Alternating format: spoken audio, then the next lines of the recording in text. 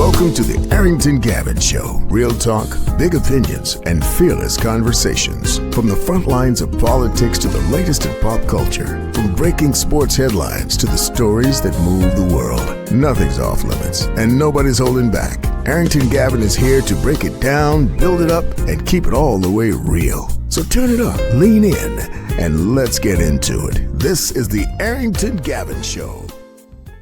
Hello. What's happening, friends? What's happening, family? Welcome to the Arrington Gavin Show, your go-to spot for sharp insights, bold opinions, and unfiltered takes on the biggest stories of the day, whether it's politics, sports, pop culture, or the latest buzz. Look, we're diving deep and keeping it real, so please do me a favor, kick back, stay informed, and get ready to join the conversation on today's conversation.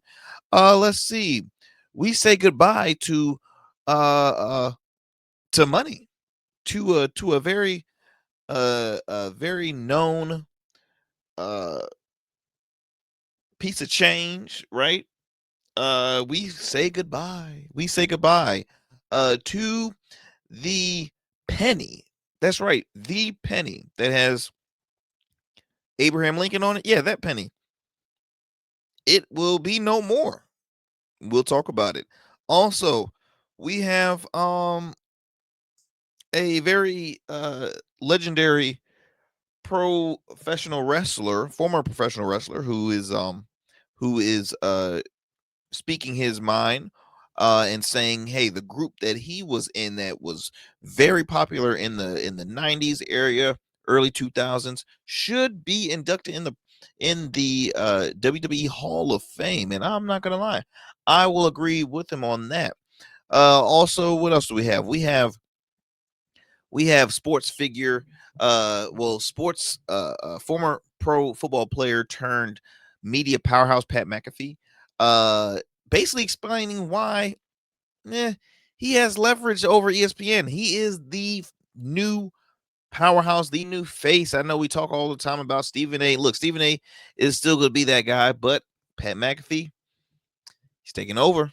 And we got so much more here on the Arrington Gavin Show to discuss with you all. As always, thank you so much for taking 1 hour of your time to tune into the Arrington Gavin Show. I am your homie, your friend, Arrington Gavin, coming to you on this wonderful evening. For those, my friends, who are watching us right now on YouTube, do me a favor. Like, subscribe, share with a friend, share with family. I truly appreciate it. We are continuing to grow this awesome program, which I couldn't do without you all, the listeners and viewers out there. We are continuing to spread the word about the Arrington Gavin Show. So many folks is sharing that, hey, look, I want to get on and share my story. I want to get on and share my new business venture. I want to get on and just have a conversation and talk politics with you. I want to talk a little bit about everything because, hey, your boy, I have an opinion on everything, and it's not like a bad opinion. It's just, hey, everybody always has a take and they want to share something. So you get to have that here on the Arrington Gavin Show. So in addition to watching us on YouTube, by the way, subscribe, like, give us a thumbs up. It helps with our algorithm. And we want to see those subscribers and viewership numbers continue to grow. In addition to watching us on YouTube, you can also check us out by watching us on Goatverse TV. That's right, Goatverse TV. Ways you can tune into Goatverse TV is simply by downloading the app. It's free. It's available on the App Store, Google Play Store, Roku, as well as Amazon Fire TV. Again, that is Goatverse, not Goverse. Goat, G-O-A-T, greatest of all time, Verse TV. And then also you can also listen, I said also a lot there. You can listen to the Arrington Gavin Show on the go. We're available on all major podcast platforms. So whatever podcast platform you enjoy tuning into the most, while you're at it, hey, type in the Arrington Gavin Show. Give us 5 stars. Leave a comment. Again, we enjoy the feedback. If you enjoyed that segment, if you did not care for that story, if you want to hear something hit a topic that we don't discuss as much here on the show, please share with us. We truly appreciate it. And then lastly, you can also listen to us on the radio airwaves. Shout out to our our fam out in the New Orleans area, WBOK, 12:30 a.m., what New Orleans is talking about. You can tune into the Arrington Gavin Show weeknights at 7 p.m. Central Time. Again, that's only on WBOK, 12:30 a.m., what New Orleans is talking about. Then we're going to head on to the Houston area to Afro Vibes Radio. That's right, Afro Vibes Radio. You can tune into the Arrington Gavin Show Saturdays at noon Central Time, and that's Afro Vibes Radio. And then we're going to head on to the Metro Atlanta area to WDJY 99.1 FM Straight Talk. You can tune into the Arrington Gavin Show weeknights at 11 p.m. Eastern Standard Time. And again, that's only on WDJY 99.1 FM Straight Talk. All right, my friends, before we head to a commercial break, we always love to start off with our favorite segment. One of our favorite segments here is called What Is That Role and Why Is It Important? And very quick recap on this segment is simply just explaining the political positions that exist in our world, starting from a local level to a state level to a federal level. So we are currently in the federal level now, the federal government. We're still in the judicial branch. We're finishing up the judicial branch because, as you all are aware of, there's three branches of government. You have there's three branches. They have executive branch, legislative branch, and judicial branch. So on this part, we discussed the last position of the judicial branch, and that is the Supreme Court, which is the highest court in the nation. They interprets the Constitution and reviews laws to ensure they're constitutional. All right. So we currently, just if you're curious on who currently serves on our Supreme Court, I'll go over that list for you. You have John G. Roberts, who's the Chief Justice of the United States. You have Clarence Thomas, who's the Associate Justice of the Supreme Court. You have Samuel Alito Jr., Associate Justice. You have Sonia Sotomayor, another Associate Justice. You have Elena Kagan. Then you have Neil Gorsuch. I believe I pronounced that right. Then you have Brett Kavanaugh. And lastly, not lastly, you have Amy Coney Barrett. And then lastly, you have Miss Ketanji Brown Jackson. Those are your current Supreme Court justice. So I believe if I want to, let me see, 6, 7, 8, 9. Okay, so yeah, 9 in total. 9 in total justice members. Which there's always a conversation of packing the Supreme Court. Having more voices on there, more voices, preferably that can give more of a balance, because you have quite a number of conservative justices on there. But hey, that normally happens under a conservative administration. Likewise, Democratic administration will bring on more liberal leaning justices. So yes, that is the last portion of your judicial branch in the federal government. So you're welcome, my friends. You're welcome. All right. So what we're gonna do now is we're gonna pay some bills for a smidgen. But when we come back, we're gonna continue the conversation here on the Arrington Gavin Show. So do me a favor, my friends. Don't leave. Stay with us. Don't go. Please don't go. Stay with us. You're listening to the Arrington Gavin Show. We'll be right back after these commercial breaks. Jazeran Learning Institute, LLC, is a hybrid learning center that strives to educate adults and children in all fields. During the day, we offer programs that are focused on developing students from pre-K to 12th grade, which includes tutoring, homeschool co-op, an after-school program, SAT, ACT prep, and many more engaging academic programs.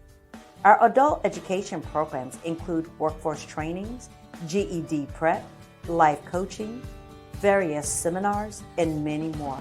Our vision is to train and educate in a positive way that will lead to a positive change in the world, one person at a time.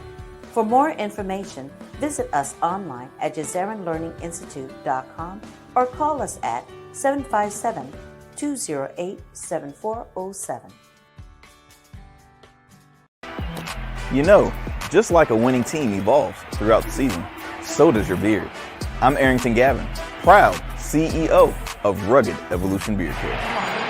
With our premium oils, balms, and grooming tools, it's everything you need to level up your beard game. Whether you're a seasoned pro or a rookie, Rugged Evolution is the new smooth. Order now and dominate the beard game like never before. Rugged Evolution Beard Care, because every beard deserves to be legendary. What's up, y'all? Welcome. And we still in traffic. Don't look familiar, do I? Not in this seat. Hey, what's that you listening to? Here to host today. Hey, turn it up.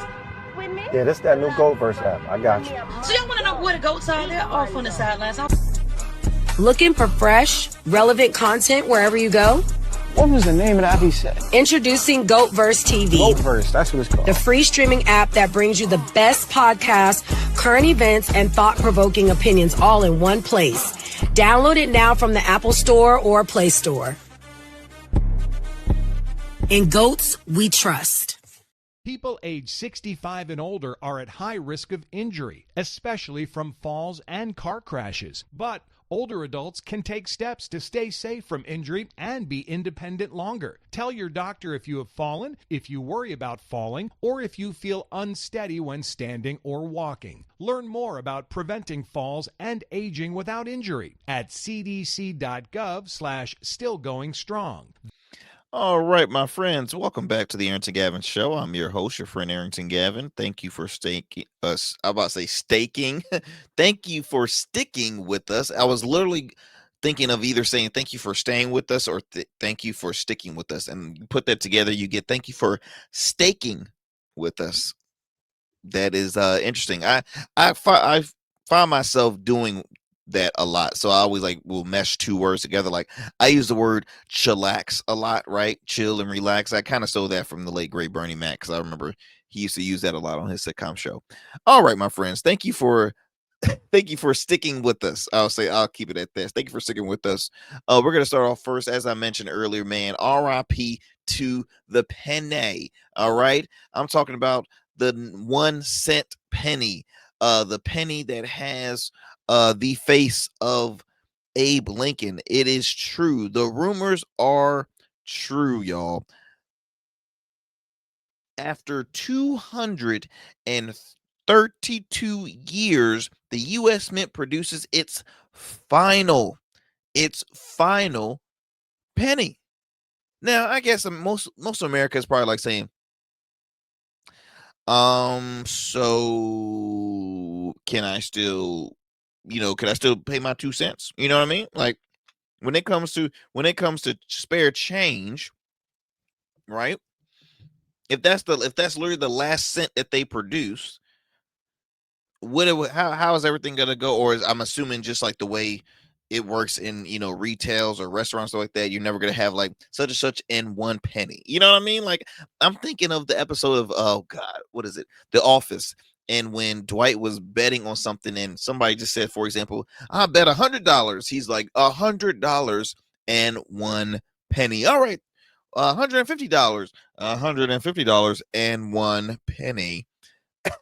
Y'all remember that? No? Is it just me? Okay, well, I love The Office. That's an American treasure, the national treasure. Anyway, it's true. The last penny was pressed by the U.S. Mint in Philadelphia. Could the nickel and the dime be next, is what's reported here on Yahoo News.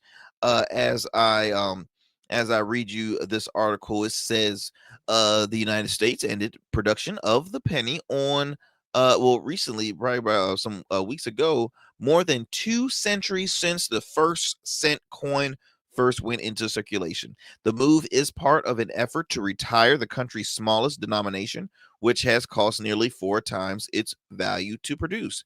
The country's final pennies were pressed at the U.S. Mint in Philadelphia, where they've been produced since, check this out, y'all, 1793, a year after Congress authorized the Coinage Act. Now, the last 2 pennies were stamped with a special marking and will not go into circulation. According to the Associated Press, the government plans to auction them off in the future. Interesting. In a statement recently, the Treasury Department, the Treasury Department said the ongoing increase in production costs and the evolution in consumer habits and technology have made its production financially unattainable. All right. The latest coin before the penny to be discounted was the half cent in 1857, and there could be more change to come. Get it? There could be more change to come. Okay, that's all right. So what led the penny's death is what they're asking. For years, retailers and lawmakers have been advocating in the U.S. to abolish the penny. In February, in February, President Trump ordered Treasury Secretary Scott Bessent to halt penny production, saying it was so wasteful. A bill introduced into Congress early this year called the Common Sense Act would formalize Trump's order. It has not yet been passed. I mean, I just think it's interesting because I remember in my lifetime, my 30 years of being on this earth, I remember witnessing the new remodeled like $10 bill. I remember the new remodeled $5 bill. Now I'm witnessing the ending of a piece of change of a cent. I remember there's a joke, the late great Paul Mooney, for all you comedy heads out there, because I love stand-up comedy. Paul Mooney once said, it's a reason they never liked us black people. All right, you see what they did to Abe Lincoln, who freed a slave. They put him on that cent because they didn't think he was worth that. God dang. I can't say what he actually said, but the joke was prices banned, and I'm like, oh, that was hilarious. Now let's see. It says how much did each penny cost to produce? So say according to the U.S. Mint, the cost of producing each penny is 3.69 cents per coin, more than triple its face value. By no longer producing pennies, the U.S. is expected to save an estimate $56 million annually. So if we're saving, seems like a pretty good strategy, right? I doubt it. People are depressed and like, oh my goodness, we're cooked, we're this, we're that. It's the penny. Like most of y'all be treating pennies like crap anyway. I've never seen. How many times have y'all seen people walk by a penny on the street? Okay, seriously, I know I'm guilty. Shoot, now let me walk by some a little more with a little more value. Let me walk by a quarter. Okay, now we talking my language. You know what I mean? I'm already skipping over. I'm already skipping over the nickel, the dime. I'm going straight to that quarter. Okay, if I see that quarter, yeah, I'll pick it up. But see, I'm at that level now. Shoot, I'm broke. I'll pick up a penny. I'll pick up a dime. I'll pick up a nickel. I'll pick up all of it. I'll pick up any free money that I see laying on that ground, and nobody give it to me. It'll add up eventually. It might take me a while, but it's gonna add up eventually. Shoot, y'all probably say, Aaron, to stop it. You wouldn't do that. Shoot.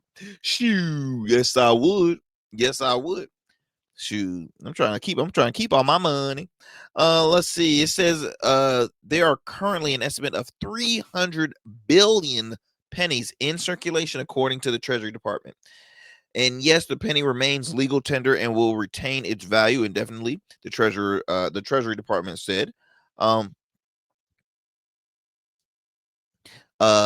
No, banks will not stop accepting pennies. You can still deposit pennies at the bank. In fact, American Banking Association is encouraging people to bring them to the bank to help ease any shortages. All righty.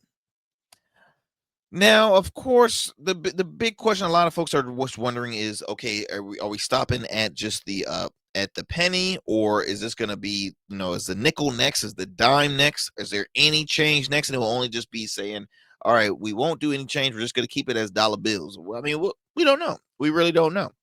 But just wanted to share that with you because I know that was a breaking news that was going across the internet and on social media. And that was an interesting take right there. That was an interesting story that I'm like, oh, I felt like that was a cool one to share with you all. Let's see here. This is also on our next. Did I?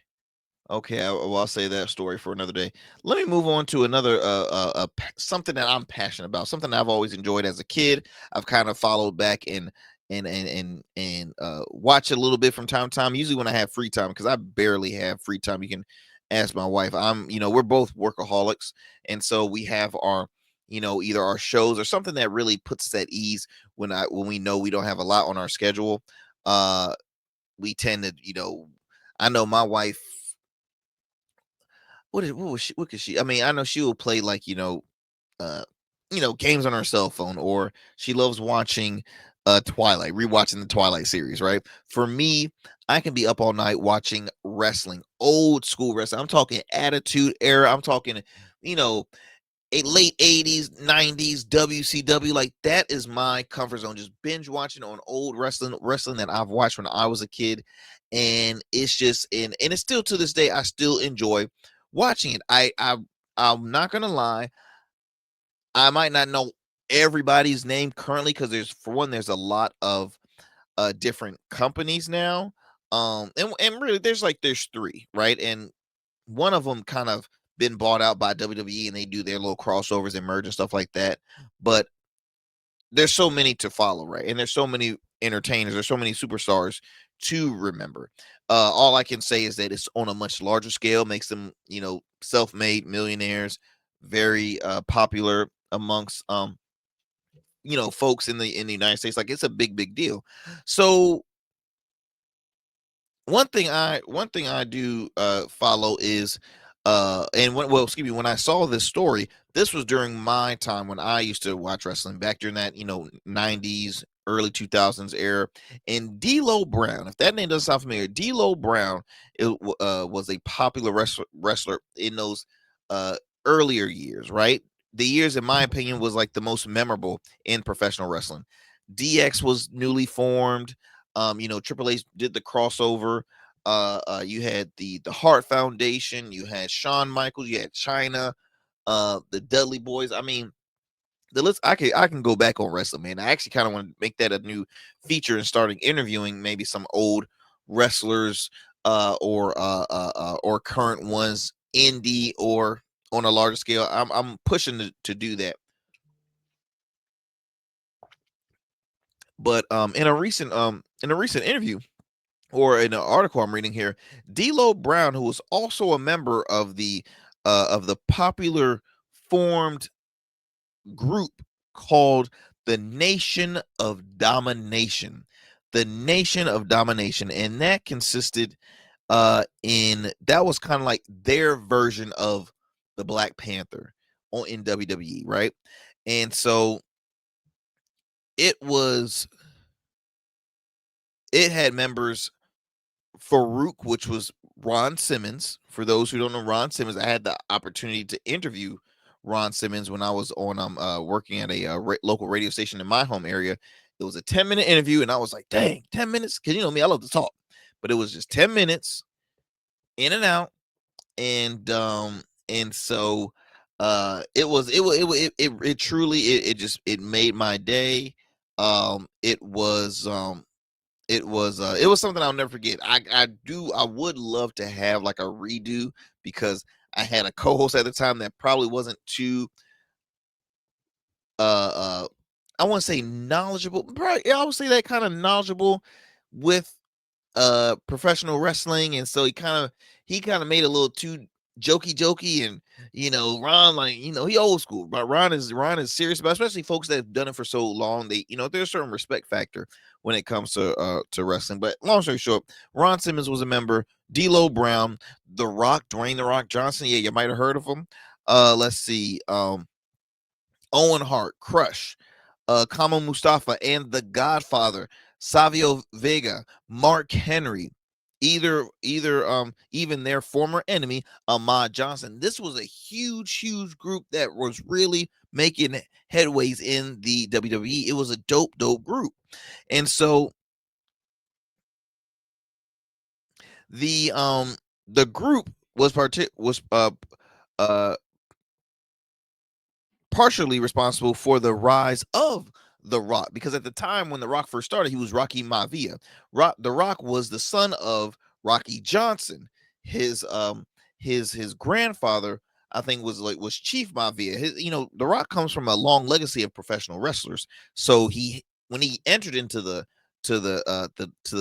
company, I was about to say, when he entered into the league, he was coming off the legacy, right? There's a lot of guys like that. I mentioned Bret the Hitman Hart. His father, Stu Hart, was a legendary wrestler. Randy Orton, son of Bob, well, I think he was a third generation, right? Who else? You now have oh my goodness, with Dominique Mysterio, son of Rey Mysterio. The Rock's daughter is now involved. You had Eddie Guerrero's kid, I believe, involved, or nephew. I mean, there's so many families in professional wrestling, but Scott Steiner's son is now competing. But again, this group was the startup for a true star. Again, The Rock alone built to what wrestling is today. Now, speaking to wrestling news company, D'Lo Brown detailed his dream of having the faction recognized on such a big stage. I'm quoting here. It says, "Here's my thing. I believe not just because I'm part of the nation. If I wasn't part of the nation, I would say the nation deserves being a Hall of Fame, in the Hall of Fame. If you look at what faction does, usually a faction is to elevate one person out of the group, like Flair with the Four Horsemen. Yep. The thing with, and let me pause right there. Not just Ric Flair, he's talking about Ric Flair with the Four Horsemen.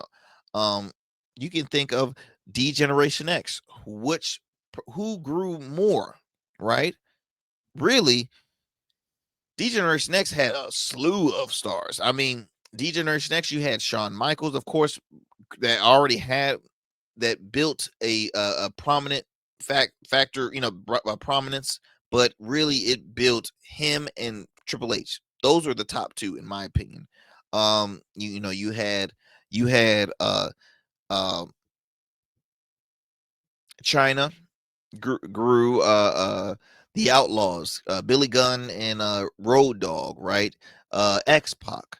But really, Triple H and Shawn Michaels were the true stars. After that, Shawn Michaels really didn't enter into any more factions. Now, Triple H eventually became very popular solo, then started Evolution. Evolution grew Randy Orton and Batista. All right. See, I'm taking y'all back when it comes to pro wrestling, right? I'm trying to think of some more larger groups.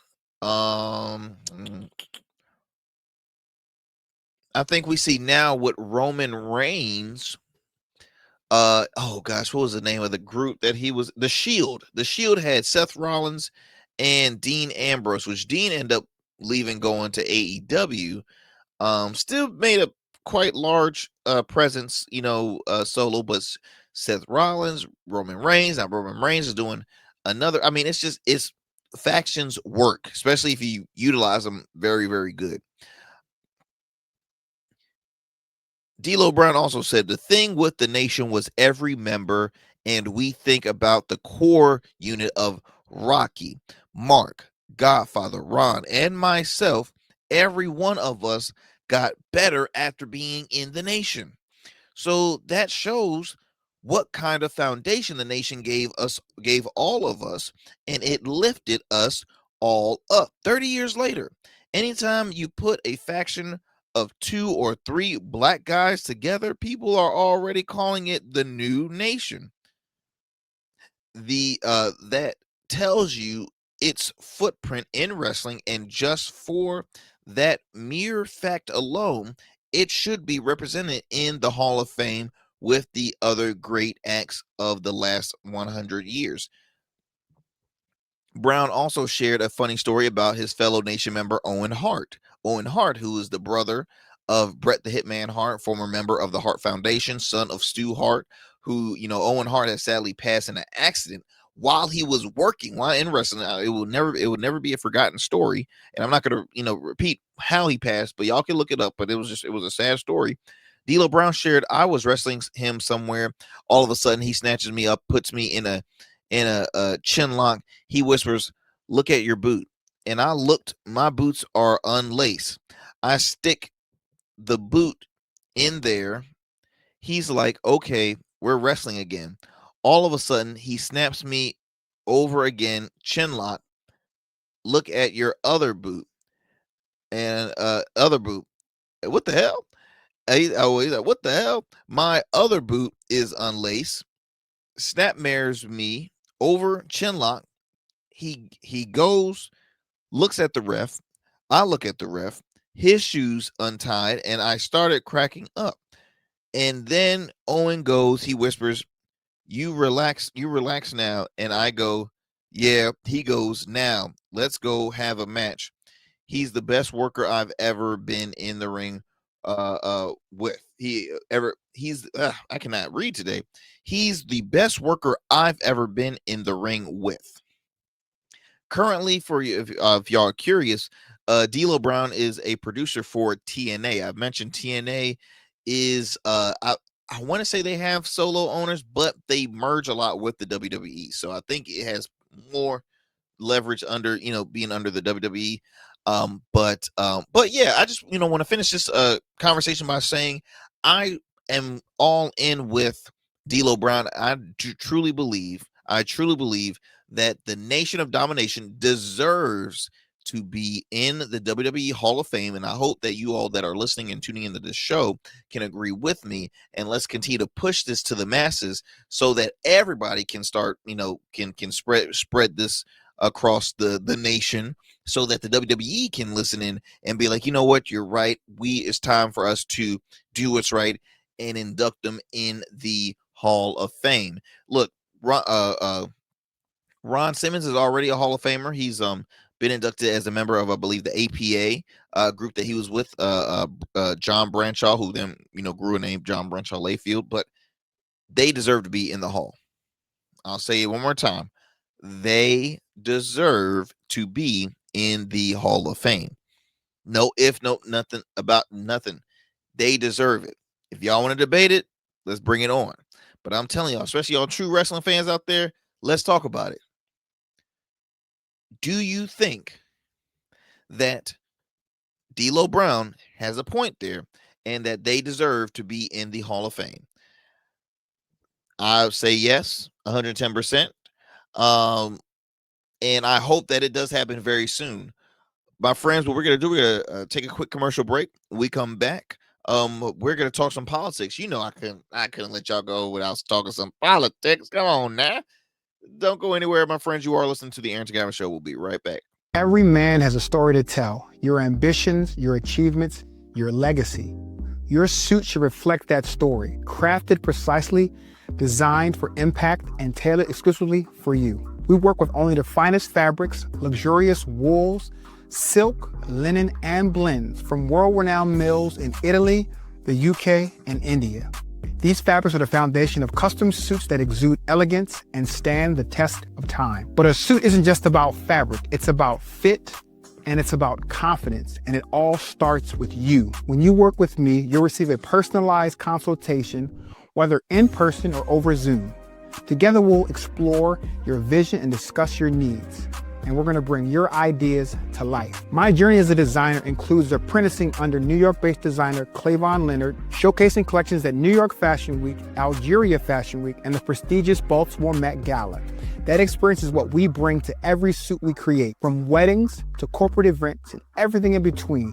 We specialize in crafting one-of-a-kind suits for life's most significant moments. Dapper Luke has been recognized as one of Baltimore's best menswear in 2023, and I was honored to be one of the 10 designers selected for the prestigious Baltimore Met Gala. With over 900 satisfied clients, we proudly serve Virginia Beach and Baltimore, bringing world-class designs to these incredible communities. We don't just make suits, we craft confidence. Your suit will fit your body, your style, and it will tell your story. Book your free online personal consultation today. Visit www.dapperluke.com. All right, my friends, welcome back to the Arrington Gavin Show. As I mentioned earlier, we got to talk some politics. So, look, we're going to kind of cross it over a little bit. We're going to talk about sports and politics all in the same conversation. That's right. So, reason why I bring this up is because the last recently on Veterans Day, sports media giant and former NFL punter Pat McAfee was had his show, and he had the opportunity to interview a very notable figure in the world of politics. Now, he was broadcasting it live from the Marine Recruit Depot on Paris Island, and so, which is a pretty awesome deal. I mean, whenever you do any live broadcasting on any military base, I think that's always just an awesome and a blessing for those to get to witness that, because at the end of the day, you have folks out there risking their lives to defend this country, and it's just another way to say thank you. I mean, we've seen, I go back to wrestling, you've seen wrestlers perform in Iraq, and you've seen folks do comedy shows at certain military bases. So I think this was awesome, doing a live broadcast for them too. And look, I'm a huge fan of Pat McAfee. But Pat McAfee had received some backlash because he had a special guest on, and that special guest happened to be the 47th president of the United States, President Donald Trump. Here's this little quick soundbite, and then we'll talk on the other side. Will like to say, though, for the immediate people that are going to be mad about that happening, as President of the United States, it's Veterans Day. He's Commander in Chief. Obviously, if we have the opportunity to talk to him, we're going to, and he is hilarious. I will like to say, though. So a lot of folks really didn't like that because, well, let's just be real. Folks are not a fan of the current sitting President Donald Trump. I'm included with that. Now, here's the thing, though. I don't continue to bicker and moan about it 24/7, right? And I speak on say issues that I think is a bad strategy, what they do, and I talk in regards to if he wants to continue to whine and call out names of people rather than be an actual leader. Yeah, I'm going to talk about it. But in the case like this, I don't think Pat McAfee should be criticized for interviewing the current sitting president on Veterans Day. I think it's he mentioned, he's like, and he's a funny guy, which, I mean, I would say this: Trump is comical. He is. I mean, what he does is extremely comical, right? Thinking he knows what he's doing is very comical. Also, the fact that he was interviewing a military draft dodger on Veterans Day, I'm not gonna lie, it's quite funny in my opinion. But anyways, yeah, Pat McAfee had the opportunity to interview the sitting president Donald Trump on Veterans Day. Now, you would think it was, being that it's a sports show, the Pat McAfee show has grown to a very, very, very large prolific influential program, comedy, sports. I would kind of keep it in those two realms. Excuse me. I remember when Pat McAfee, when he retired, again, this man was a 7-year vet, played for my Indianapolis Colts as a punter. Now, usually after a punter retires, you really don't hear too much about them. You don't see punters go into sports commentating in ESPN. You don't know what happens for with punters, but he had a different mindset. He was an entertainer. He did stand-up comedy. He started the podcast that grown so largely. He was signing these massive contracts with, like, FanDuel, I believe SiriusXM. He grew it on YouTube, and then he became an announcer on WWE, and he even started wrestling in WWE, and he became a notable person there. Now, his show is currently, you can watch on YouTube, or you can also watch it on ESPN, which in my mind, I was like, ESPN really going to put Pat McAfee on TV? Because his show's a bit unfiltered, right? Well, they could care less because he has the numbers. He brings in the numbers. Okay, he brings in the numbers, and that's why I say Pat McAfee has leverage over ESPN, because there was some stuff that he said that might be wild. I can't believe he just said that, but he has a show that's on Monday through Fridays, and he also is an analyst on College Game Day on ESPN. The man is getting paid. The man has leverage. Okay, so he interviews the president. Now, Pat McAfee, as I mentioned, is not political at all. Is not. He might make jokes on politics regardless, but he's not political. That's not his thing. Now he brings in the sitting president. President gets to talking, yap yap yap. They want to talk about fact is Veterans Day. Maybe talk some sports, right? Well, obviously that didn't go as planned. And let's also backtrack. President Trump in the past was a former professional team owner. He used to own the New Jersey Generals of the USFL, I believe. Yes, the USFL. This was years and years and years ago. Pat McAfee also stated that he did reach out to Barack Obama to come on, but the former president couldn't make it because of schedule conflicts. So let's hope that's very true. He says it. He said he reached out. I believe he reached out. Which again, it makes more sense to have the current sitting president. If I just say, but when you have a sitting president, usually the interviewer kind of lets the president kind of, hey, look, they'll ask some questions, but you can't like try and talk over them. You can't try and correct them. You can't try and like, oh, let's not talk about. I mean, once he goes, he's like, okay, I can't do anything about it. Can't do anything about it. And let's be honest, Pat McAfee probably received higher ratings on that show due to the I want to say popularity, but the fact that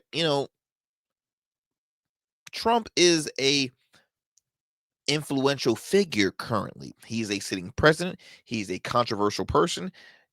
Those that like him will tune in. Those that dislike him are probably looking at, tuning into it. It says here, in a 15-minute salute to the troops, wound up sideways with Trump trashing Democrats and hyping his policies that are likely to harm many of those most vulnerable Americans, some of them veterans. The shutdown, when Trump bragged about, it means an end to subsidies that have allowed millions of Americans to afford health insurance. Okay. The big, beautiful bill he touts, it includes cuts to Medicaid and food assistance that many veterans and their families rely on.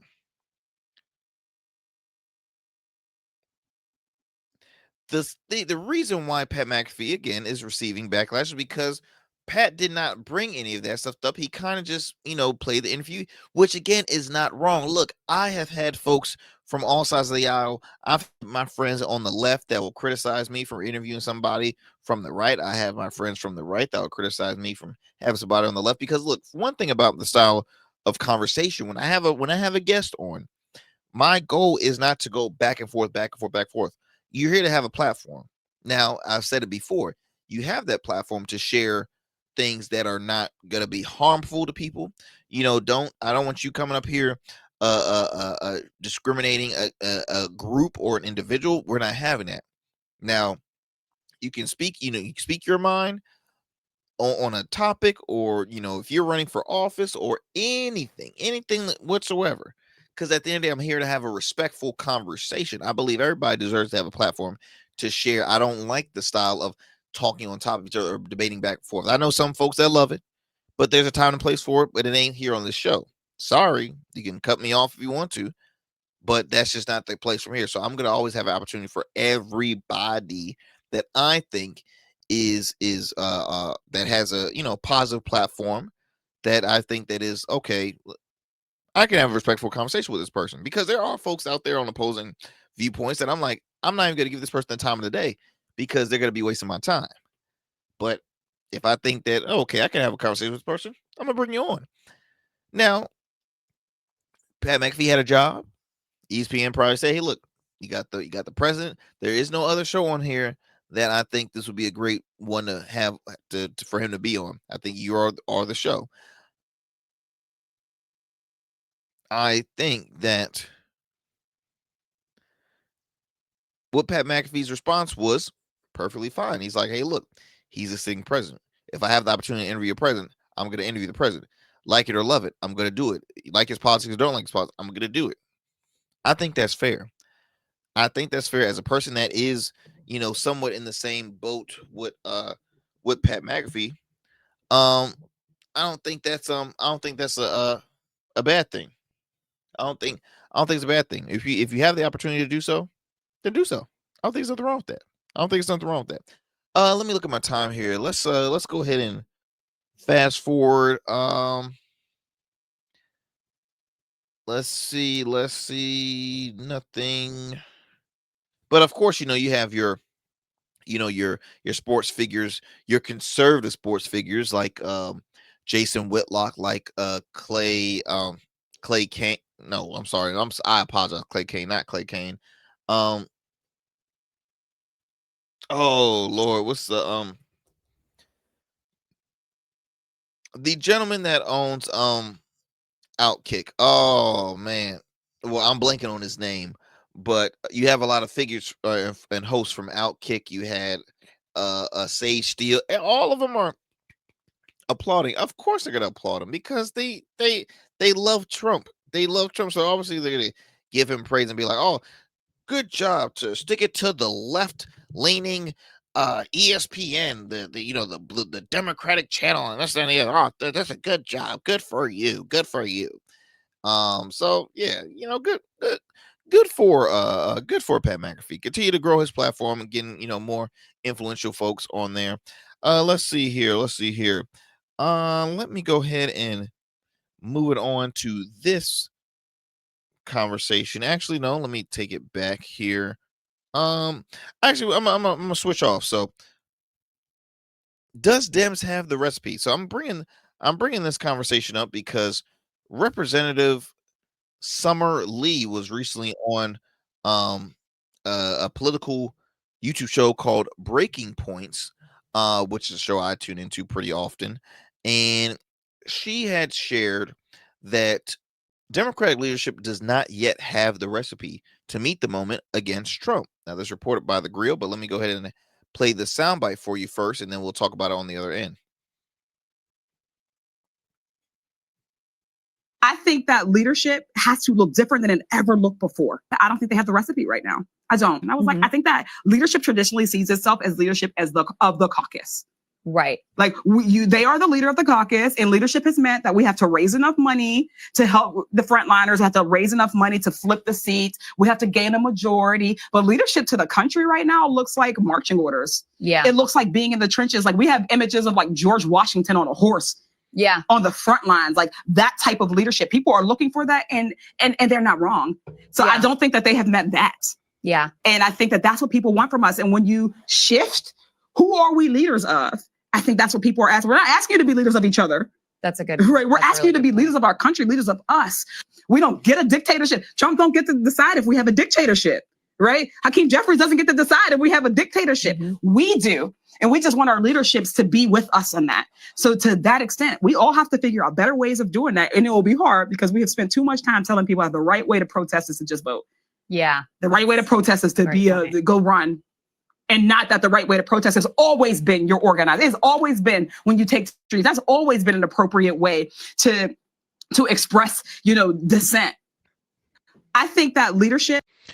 I think that the representative has a point. I think what she's speaking is factual.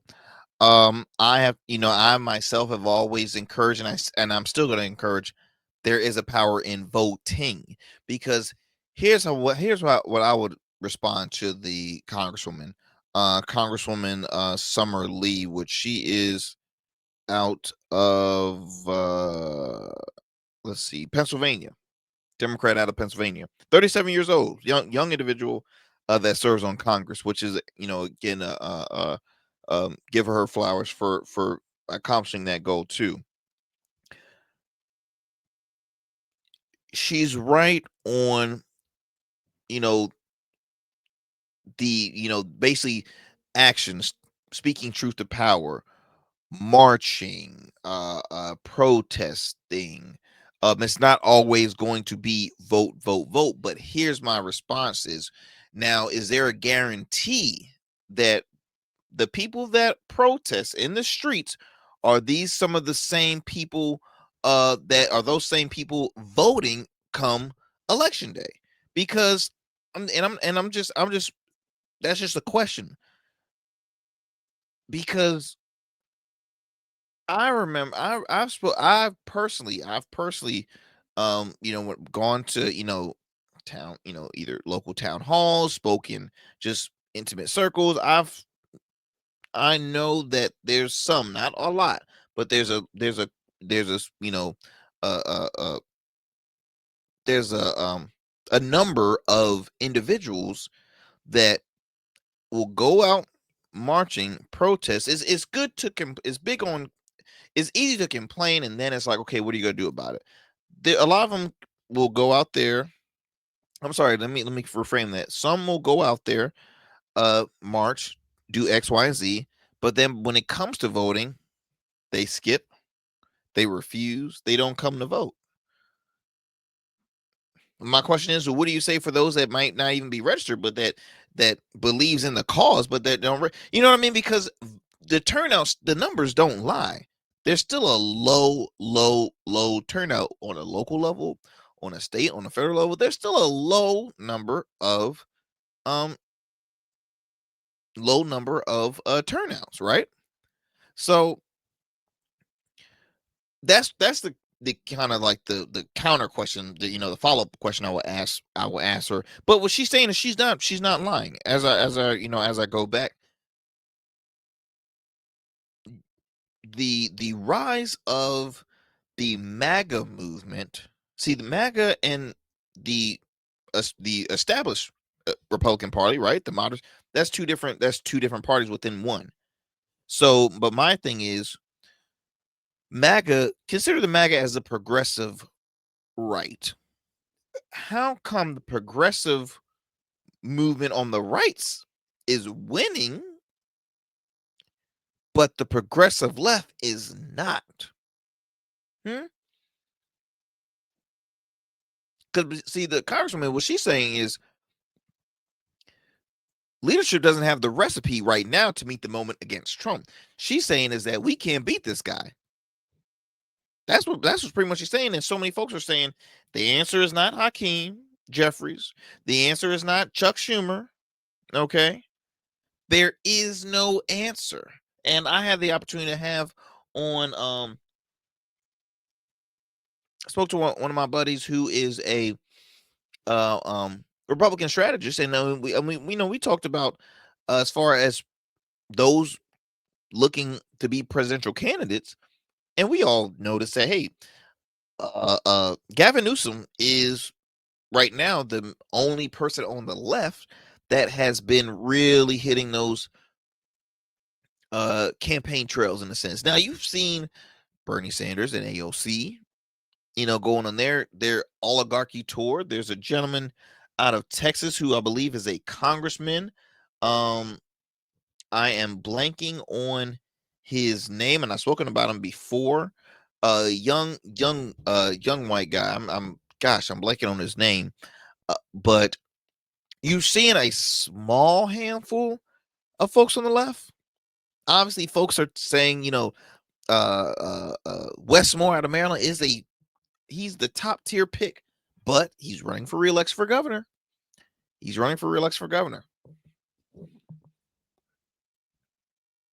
It's interesting on how the cycle is being played and how the game is being played. In the words of Chris Cuomo, how the game is being played here. Now, this is reported by the Griot. I'm just going to pick out some sections of this. So, a leadership approach of moderate Democrats such as representative, I mentioned Hakeem Jeffrey, U.S. House Representative Democratic leader Hakeem Jeffries, or Senate Minority Leader Chuck Schumer, differs from the more progressive leaders like New York elect Mayor Zohran Mamdani. I think, too, with the Democrats, and I think this is exactly where Representative Summer Lee is coming from, is that you're not meeting the moment. If Zohran Mamdani, he might not be the face, but that movement that just happened, and yes, New York City is extremely blue, all right, but still, you have a split right now between moderate and progressives in New York City, one of the most wealthy. All the money in the world got poured into not bringing Mamdani in office, but yet progressives spoke up. So I'm sorry, it looks like the progressive movement is actually beefing up quite larger than the moderates. Now, you don't have a lot of strong progressives really in office. Those that were a part that was in office got voted out. Cori Bush, Congresswoman Cori Bush, Jamal Bowman, they got voted out during their primaries. AOC is still there. Bernie Sanders is still there. He's an independent. He's not a Democrat, but he always kind of sides more with the left than the right. Ro Khanna out of out of California, he gives off a more progressive-esque in a sense. I look at it like this: if Democrats want to win, Democrats got to realize what side is giving them more momentum and giving them more exposure. Moderates are not giving them that exposure. Sorry to break it to you. And I'm not calling Gavin Newsom progressive. Gavin Newsom is just taking more of a progressive approach, but he's not a progressive. His progressive approach is doing the same thing that Trump does. He wants to troll. That's what Gavin Newsom is doing right now. He's trolling, and he's criticizing his own party, which you see that happen from mostly progressive Democratic officials. Democrats are known for criticizing the left, which they're part of the left, but they criticize the establishment. They criticize the corporate greed Democrats. They criticize the capitalist Democrats. Okay.